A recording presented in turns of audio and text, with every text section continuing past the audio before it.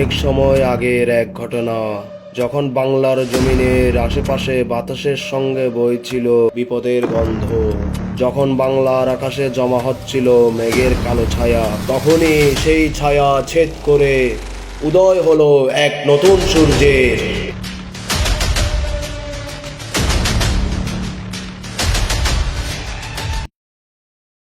একাত্তরের সেই মুক্তিযুদ্ধতে সুফি সম্রাট দেওয়ান বাগি বাবাজান অস্ত্র ধরেছেন, যুদ্ধ করেছেন, মুক্তি বাংলা মায়ের।